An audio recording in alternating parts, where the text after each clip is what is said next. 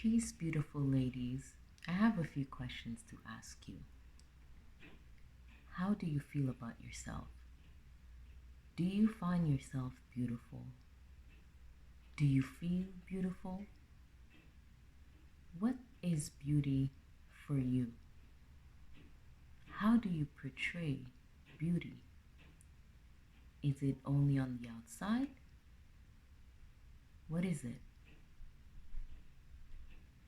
I'm joining you here on Mind-Rewiring. My name is Latoya Neverson, aka Toya Paradisa, connecting with you on He's a Reflection of You.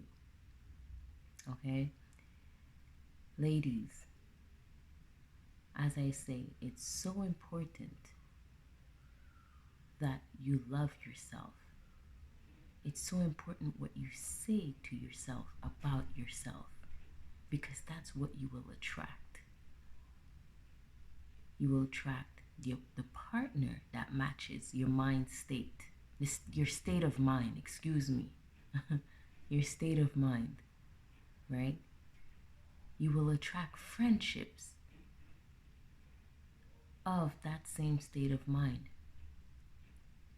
Then you wonder why you're going through the things that you're going through with these relationships that you have.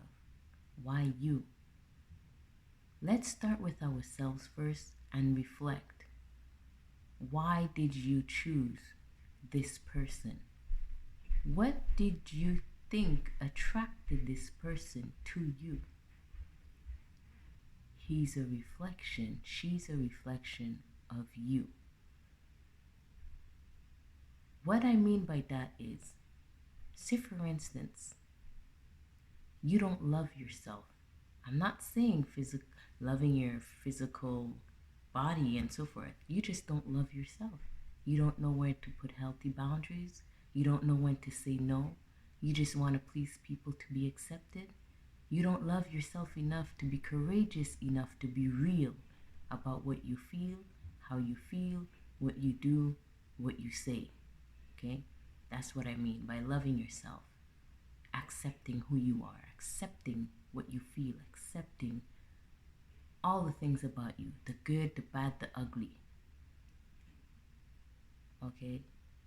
Now, you don't love yourself and you attract another human being that one does not love himself or love herself. You both decide to go into a relationship. At the beginning, it's beautiful, then it's chaos. One is abusing of the other. Why? A lot of the times it's because we allow others to abuse of us because we don't love ourselves enough to set our healthy boundaries, as I spoke about in my previous videos. That person, as the reflection of you, will react to how you act. If you're a person that does not respect herself, the partner that you're with will not respect you automatically. Not because they don't want to, but because you're not putting that standard to say, hey, respect me because I'm respecting myself. I will not stand for this. And mean what you say and say what you mean. So say for instance now, you as the woman or the man that's with a partner, you say, listen, I don't like this. I don't like that you're doing this. It angers me. It frustrates me. It's getting under my skin. Could you please not do that? And your partner keeps on doing it over and over and over. You keep telling them over and over and over, and you're not doing anything different to show your partner that this is it. I'm really serious. Example, let's say I'm in a relationship and this man raises his tone. And I tell him, listen, I cannot be in a relationship where you're raising your tone like this on me. He says, okay, I'm sorry. The second time he does it, I say, if you do that again, I will not be able to stay in a relationship with you. 6 months pass, you're still in that relationship with them. They've risen their voice more than 10 times already. What is that? Are you respecting your word? Are you respecting what you stand for? Exactly. No, you're not. So what will the person do? They will continue to disrespect you and raise their voice at you because you're staying there, you're putting up with it. By putting up with it, you're saying that you do not respect yourself enough to not put up with it. Even if you have to leave because you said you will leave, then leave. That's why it's so important what you say. If you say you're going to leave, if they do it again, that's what you'll need to do. You need to respect your word. You need to respect what you're about. If you don't, another person cannot do it for you. It begins with you first. Then you will go to your friends and say, hey, he's still raising his voice at me. He doesn't respect me. He don't love me. Well, of course, he's a reflection of you. If you don't do it first for yourself, why would he do it for you? You have to set the example for how you want to be treated and for who you are.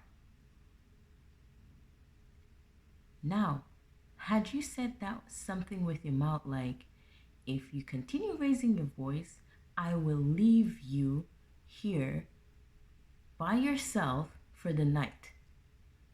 And you left and you actually did that when he did it again, example, he will see that what you say with your mouth, you're serious. You're being serious about what you said. You're respecting yourself. You're actually doing what you said you're going to do. So make sure that what you say is realistic to who you are.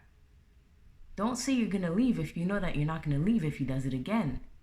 Because if he does it again and you don't leave, forget it. Anything else you say out of your mouth, he's not going to believe. And that's just going to create a bad habit in your relationship for him raising his voice at you and you keep telling him to stop and he's not stopping, and then you guys are getting into an abusive relationship. First, you're abusing yourself, not setting your healthy boundaries and doing what you say, and him just doing it because you're letting him do it, because you're not stepping out and doing what you need to do as you said you would with your mouth, right?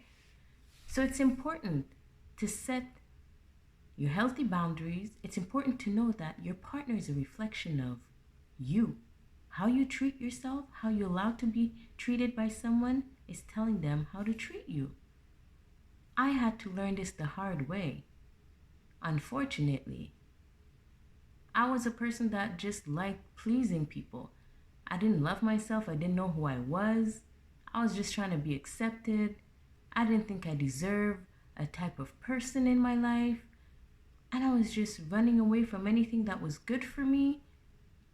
And I would settle for anything little. And I came to the understanding after so many experiences of going through the ups and the downs, the ugly and the beauty, and oh my goodness, I finally understood that I am the one who first abused of myself, accepted things that I should not. And I had to move away from that. But first we have to realize that we're doing that.